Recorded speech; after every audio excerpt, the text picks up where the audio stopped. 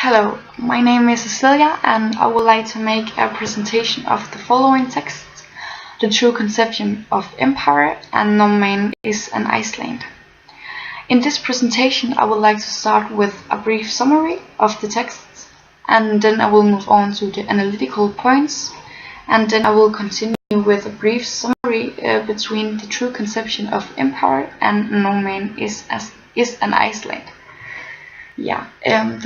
The text, The True Conception of Empire, deals mostly with the author Joseph Chamberlain's views on the British Empire, and he divides imperialism into three stages. And at the first stage he talks about imperialism and money, and at the second stage he talks about the colonies and how they're not only seen as an encumbrance and a source of weakness. And it says in the text, it seems to have been believed and argued by many people that the separation from us was only a matter of time, and that the separation should be desired and encouraged, lest happily then they might prove an encumbrance and a source of weakness. And it's on page 1, line 13 to 16. And at the last stage he talks about that we have a sentiment of connection between the British Empire and the colonies. And then I will move on to the analytical phase. And the first text, The True Conception of Empire, is a non-fiction speech. And the speech was written by Joseph Chamberlain, and it was delivered as a speech.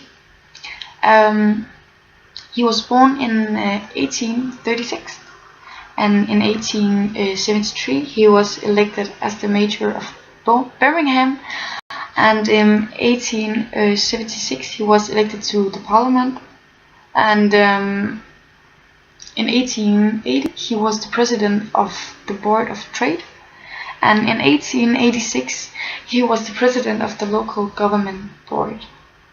And he was in the Colonial Secretary in 1895 to 1903.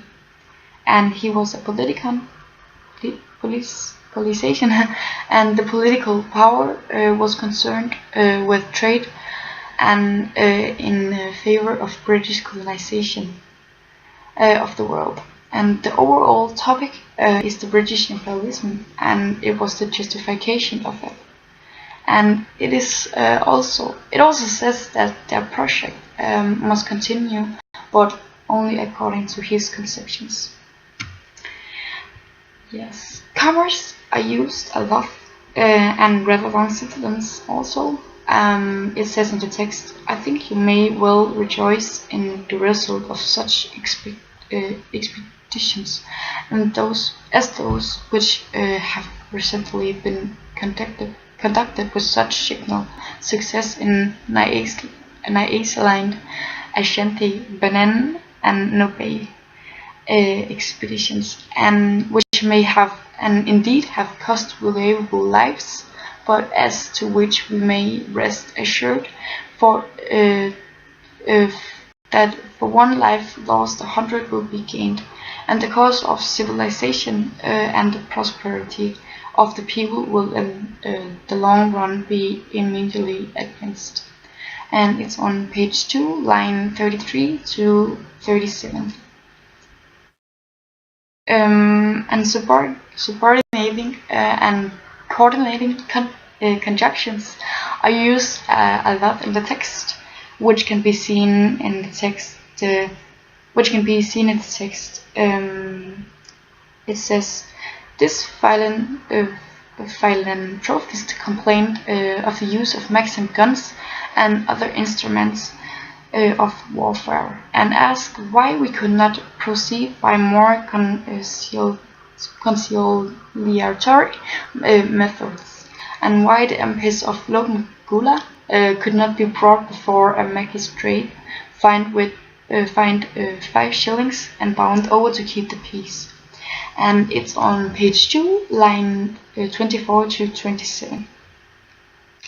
And in this quote we see coordinating conjunctions like the word and it is structured. It is a structured speech with many formal words and it says that it seems to me that there are 3 distinct stages in our imperial history, and it's on page 1, line 1. And the receivers are the politicons, politicians in general, probably people whom are interested of power and in favor of imperialism. And the intention is to maintain British stations as an empire, and logos have been used a lot to employ historical events and to show the aspect on imperialism and how it was. And it says, but the British Empire is not confined to the self-governing colonies, and the United Kingdom it includes a much greater area, a much more numerous population in tropical climes where no considerable European settlement is possible, and where the native population must always vastly outnumber the white inhabitants. And it's on page 1, line 30 to 33. Ethos have also been used while Joseph Chamberlain sees some good things about the imperialism and the British Empire, and he employs his own opinion. And it says in the text, we think and speak of them as part of ourselves, as a part of the British Empire united to us, although they may be dispersed through the world by ties of kindred, of religion, of history, and of language, and joined to us by the seas that formerly seemed to divide us. And it's on page 1, lines 27 to 29. And then I will switch to the analytical points of the text. No man is an Iceland, and it was written by John Donne, and the text is a first-person narrator, which we can see in the text where it says, because I am involved in mankind, and it's on page 4, line 11.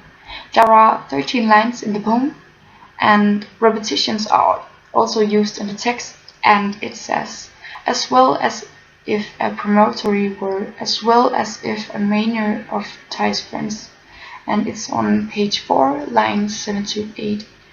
And this quote is called a parallelism because it repeats itself with the sentence, as well as if followed by different keywords each time. And there is an allusion in the poem where it says, every man is a piece of the continent, and it's on page 4, line 3. And there is also another quote. It says, Europe is the less, and it's on page 4, line 6. And this allusion points out a brief reference to a historical event and a situation, and because the narrator talks about the Europe and the continents. It is also a metaphor because no man can be a part of the continent. And the title No Man is an Iceland refers to our action in life based on how we treat and care for each other.